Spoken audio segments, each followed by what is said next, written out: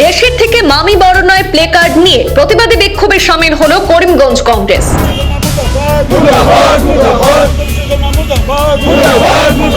প্রদেশ কংগ্রেস সভাপতির বিরুদ্ধে মুখ্যমন্ত্রীর বিদ্বেষমূলক বক্তব্য এবং অপপ্রচারের বিরুদ্ধে করিমগঞ্জ কংগ্রেসের দেশের চেয়ে মামি বড় নয় শীর্ষক প্রতিবাদী বিক্ষোভ অনুষ্ঠিত হয়েছে সীমান্ত শহরে। কটাক্ষসূচক প্লে কার্ডে 6 লাভ ছিল কংগ্রেসের বিক্ষোভ কার্যসূচিতে। নিজের জমি কেলেঙ্কারি এবং দুর্নীতির অভিযোগ থেকে মুখ ঘুরিয়ে দিতে মুখ্যমন্ত্রী ষড়যন্ত্র শুরু করেছেন বলে অভিযোগ তুলে তুমুল প্রতিবাদ করিমগঞ্জ জেলা কংগ্রেসের।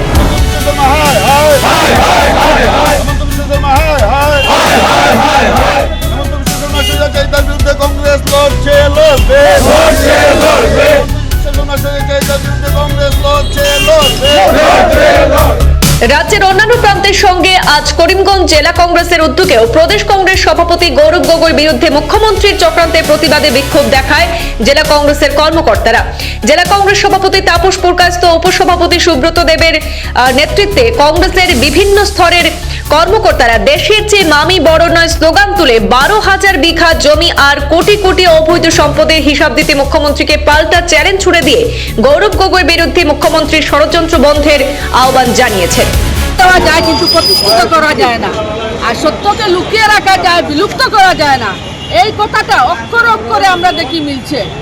গৌরব গগৈ মহাশয় পাকিস্তানের লিগ নিয়ে দীর্ঘদিন থেকে 8 মাস থেকে 8 জন মন্ত্রী, মুখ্যমন্ত্রী সহ একদম ষড়যন্ত্র করে উনি কি মেসেজ দিতে চেয়েছেন। গৌরব গগৈ মহাশয় মাত্র 8 মিনিটও লাগলো বিষয়টা জলের মতো পরিষ্কার করে দিলেন। উনি বলেছেন যে গৌরব গগৈ মহাশয় পত্নী নাকি পাকিস্তানের সঙ্গে লিঙ্কেজ।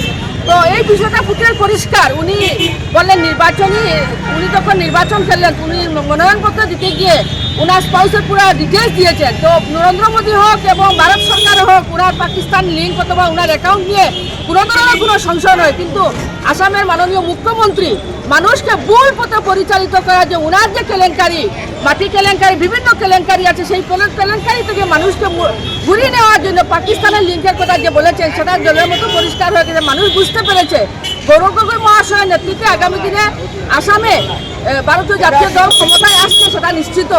আর উনি যে ওনার বিরুদ্ধে যে দুর্নীতি, আসামের মানুষ কোনায় কোনায় যে প্রতিবাদ সাব্যস্ত করেছেন, আগামী নির্বাচনে তার বিশেষভাবে প্রভাব পড়বে এবং বিজেপি নেতা মন্ত্রীরা কেউ কোনো স্বস্তিতে থাকতে পারবে না। আসামের মানুষ তাদেরকে স্বস্তিতে রাখতে দেবেন না। আমি আসামের মাননীয় মুখ্যমন্ত্রী হিমন্ত বিশ্ব শর্মা হোক এবং নির্বাচন কমিশনার কাছে আপনারা একটা সুস্থ নির্বাচন উপহার দেন, একটা সুস্থ নির্বাচন অনুষ্ঠিত করেন। দেখবেন আপনাদের জনপ্রিয়তা কতটুকু। আপনারা যেভাবে মহিলাদেরকে বিভিন্ন কথাবার্তা দিয়ে তুচ্ছতাচ্ছিল্য করছেন, সুশীল সমাজকে তুচ্ছতাচ্ছিল্য করছে, আপনাদের যে কেলেঙ্কারির যে পাহাড়, এইগুলার মানুষ কিন্তু প্রত্যুত্তর দিবেন। আমি আবারও বলছি, মিথ্যাকে ছড়িয়ে দেওয়া যায় কিন্তু প্রতিষ্ঠিত করা যায় না, সেটা প্রমাণ হয়েছে। মিথ্যাকে উনি কোনোদিনও প্রতিষ্ঠিত করতে পারবেন না। আসাম প্রদেশ কংগ্রেস কমিটি সভাপতি তথা সাংসদ তথা ডেপুটি লিডার গৌরব গগৈর বিরুদ্ধে আসামের মুখ্যমন্ত্রী হেমন্ত বিশ্ব শর্মা যেভাবে লাগাতার কিভাবে গৌরব গগৈকে হেনস্থা করা যায় তার জন্য তিনি চেষ্টা চালিয়ে যাচ্ছেন।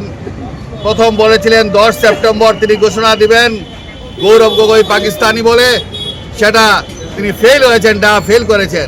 তারপর তিনি আরেকটি ডেট দিয়েছেন, সেটা তো ফেল করেছেন। সেদিন আরেকটি ডেট দিয়েছিলেন এবং সেই ডেটে তিনি সংবাদ মাধ্যমের মানুষকে দিল্লি থেকে উড়িয়ে এনেছিলেন ওনার সরকারি টাকা দিয়ে। এখানে হোটেলে রেখে সংবাদ মাধ্যমের সামনে যখন তিনি সংবাদ মেল করতে যাচ্ছেন, তখন তিনি কিছু বলতে পারেননি। কিন্তু আমাদের সাংসদ তথা আমাদের সভাপতি গৌরব গগৈ মহাশয় যে একদিন পর যে সংবাদ মেল করেছিলেন, তিনি বুঝিয়ে দিয়েছেন। হেমন্ত বিশ্ব শর্মার প্রতিটি কথার তিনি উত্তর দিয়েছেন। আজকে বন্ধুগণ, আপনারা জানেন যে আজকে গৌরব গগৈর পিতা ছিলেন মাননীয় মুখ্যমন্ত্রী, প্রয়াত মুখ্যমন্ত্রী তরুণ গগৈ মহোদয়। তিনি 15 বছর রাজত্ব করে গেছেন, ক্লিন হিসাবে রাজত্ব করে গেছেন। আজকে হেমন্ত বিশ্ব শর্মা চেয়েছিলেন যে কিভাবে তরুণ গগৈকেও কিভাবে তিনি ভাসানো যায়, কিন্তু তিনি পারেননি। আর সেই তরুণ গগৈর পুত্র গৌরব গগৈ একদম স্বচ্ছ নিষ্ঠা ব্যক্তি, যে ব্যক্তির উপর তিনি কালিমুক্ত লাগিয়েছিলেন, সেটা তিনি পারেননি। তিনি ভয় পেয়ে গেছেন গৌরব গগৈর এই উত্থানে। তিনি শঙ্কিত হয়ে গেছেন, বিজেপি দল শঙ্কিত হয়ে গেছে। তার জন্য যারা বিজেপির সভাপতিও উল্টোপাল্টা কথা বলছেন। আজকে আলোচনা সমালোচনা যত গৌরব গগৈর বিরুদ্ধে হচ্ছে তাতে কংগ্রেসের লাভ হচ্ছে এবার 26-এ দেখবেন যে হেমন্ত সরকারকে কিভাবে উৎখাত করে কংগ্রেস আসামে দিশপুরে দখল করে। আজকে বন্ধুগণ একটা কথা বলতে চাই যে আজকে আমাদের মাননীয় মন্ত্রী বরাক উপত্যকার কৌশিক রায় বলেছেন যে গৌরব গগৈকে এখানে ঢুকতে দেবেন না। উনার কি সাহস আছে? উনি ঢুকতে দেবেন না। বিভাজনের রাজনীতি বরাক বেরিতে করে লাভ নেই।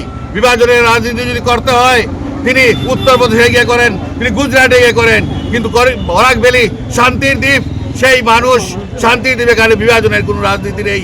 এবং সেই মন্ত্রীকে আমরা জেলা কংগ্রেসের পক্ষ থেকে ধিক্কার জানাই। তিনি যদি বেশি কথা বলেন তাকে আমরা করিমগঞ্জ জেলা কংগ্রেস করিমগঞ্জে আটকে দেবো। তেনার হিম্মত নেই উনি পার হতে করিমগঞ্জে আসতে।